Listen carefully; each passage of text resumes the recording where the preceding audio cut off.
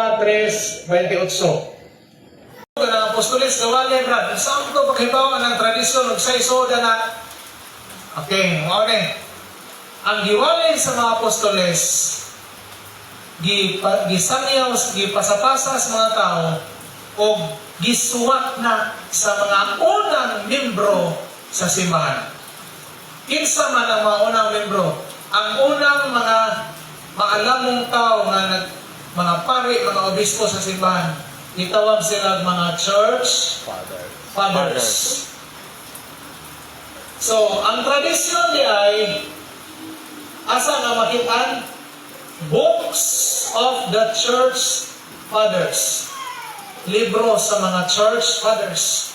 Kung inyong gusto mong palit na 38 na kabulyong lupit kay Encyclopedia Britannica, ayaw na lang mong kapalit kay malangan ta. Huwag mong yung mga magbasa ng Biblia, kanak, mga church fathers kung kaghanap. Okay. Haguan yan ni Brad. Hago dyan eh. Karon, kanang libro sa mga church fathers, i-preserve na sa simbahan. Kunya, pagtulunan na, gisamarais. Asa man gibang gisamarais sa mga gitawag o councils. Kanang mga pagtulunan sa mga konsilyo. Pila naman ka konsilyo ang simbahan? Pila na ka konsilyo ekumeniko. Kanang itawag ecumenical council, general council, na kanang obispo magtapok uban ang Santo Papa, 21 na ka konsilyo ang simbahan. Ang katapusan na Segundo Konsilyo Vaticano, 1961 to 1965. Diin, gibalao dito nga utruhon ang misa, gikan sa Latin, pinulungan na sa mga tao. Ini mga senior citizen, nakaabot kami sa misa sa una, magtalikod ang pari, maklaro ang pahat.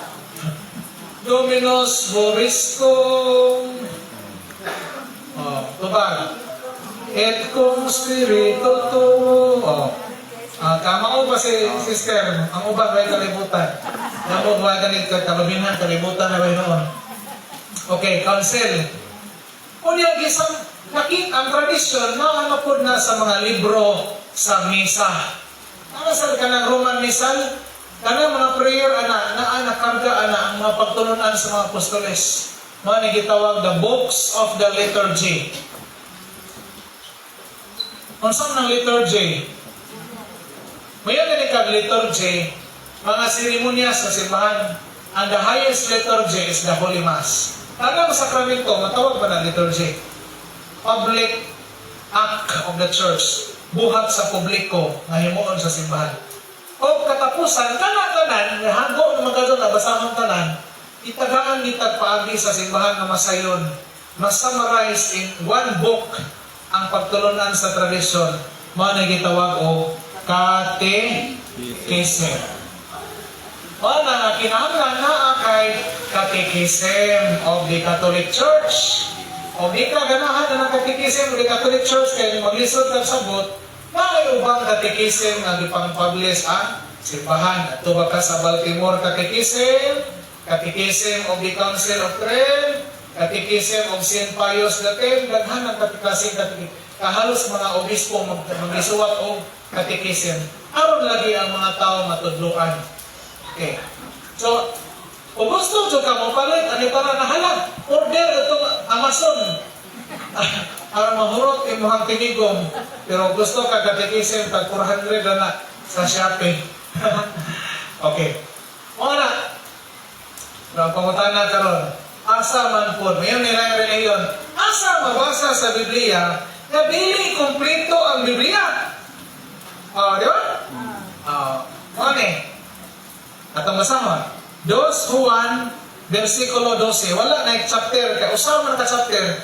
Wala na na chapter. Diretso na verse 12. Yung sa Juan. Daghan mo akong isulti ninyo. Apan dili ko kini isulat. Kaya akong isulti sa personal kayo. Wala na. Dahil daghang itudlo ang mga apostoles. Wala isulat. Personal na itudlo. O ito'y tradisyon. O po nag-isulti sa 3 Juan, versikulo 13. Daghan pa kung isulti kanimo, apan dili ko iagig sulat, isulti ko ni sa inatubangay gayon. Kaya personal. Pag si San Pablo, klaro kayo ang isulti.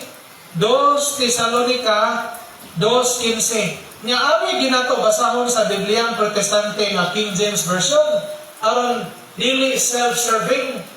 Kasi gingon sa mismong Bible sa mga Protestante. 2 Tesalonica 2:15. Yan San Pablo. Barog kamo mga lig-on og hukti ang mga tradisyon nga among giwali kaninyo. Itudlo kaninyo pinagi sa wali o sa sulat. Duha. Barugi ang tradisyon nga gitudlo pinagi wali, oral tradisyon o sulat. Wala ka ng sulat, pwede po natawgon o written tradition. Okay? Meaning tradisyon, pagtulon ang gipasa-pasa sa bakbak o sa sulat. Okay. Nasabtay ba? Okay. Walang ganita, isang iyo ang pulong sa Diyos. The Word of God is not exclusive only to the Bible. The Word of God does not include the Bible only. It also includes tradition. In fact, wa pa'y nasuwat bisag usa ka libro sa New Testament. Usang tuigan ni saka si Kristo sa langit, 33 AD. Kanos ka nasuwat ang unang libro sa New Testament, Thessalonica, 46 AD. Alam, pila ka tuig nilabay? May nusa ko no, 13 ka tuig. So, sa 13 ka tuig, wa pa'y nasuwat ang mga apostoles. Pero ilan ang gisanyaw ang pulong sa Diyos, pinagi sa bakbak, iwagay. So, nauna ang tradisyon sa Biblia. Nasabtan? Okay, pamunta na. Kung kaning tradisyon, asa may kompleto na naanatan ang doktrina ni Kristo? Tradisyon or Biblia? Ang kompleto, tradisyon.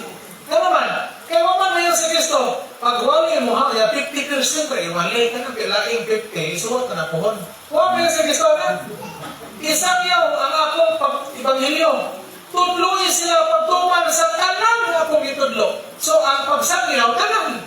Ang ilang ba nga wali, kanang doktrina ni Kristo. So, kompleto ang tradisyon. Unya, idugang lang ng Biblia. Unsay naa sa Biblia, naa po sa tradisyon. Pero naa sa tradisyon, nawala sa Biblia. Okay. Kanus aman na-compile ang kinaunhang Biblia nga Latin. Nga kanang yung usa na ka libro nga ingani nagporma, di na linukot.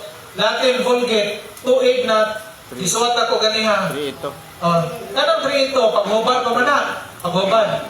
Na-publish 405 AD, na-publish. Under Pope, o kung masayop, Siricius na ni. Pope Siricius.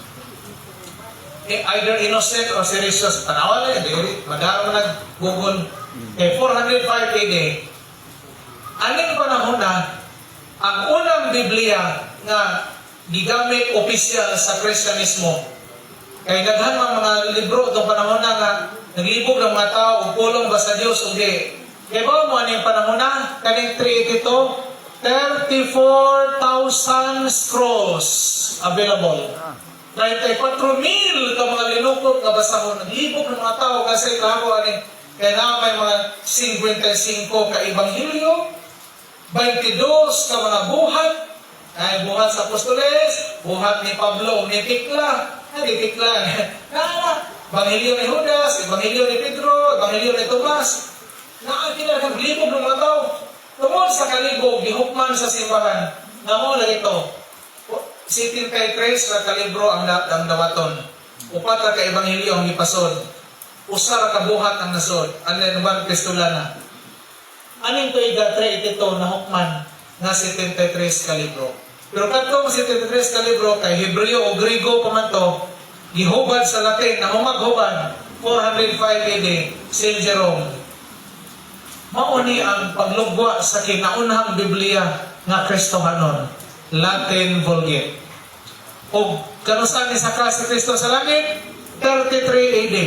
Minusa ko no 405 minus 33. 372 years wala pa'y official Christian Bible. 372 katuig, wa pa'y klaro na Bibliang Kristohanon, pero nabuhi ang simbahan. Daghan ng mga martir, nagpadayon ang simbahan sa misyon, unsay iyang gisaligan, ang tradisyon. Santa ninyo? Okay. Mana na, minsan pag masunog ang tanang Biblia sa tibuok kalibutan, may problema. Kay kanunay buhi ang tradisyon sa simbahan. Okay. Na kining Biblia kay hubarunon man, kining tradisyon, di man yun. Daghang mga tradisyon, kinahanglan pa ipasabot. So, kinsa man po imuhubad sa Biblia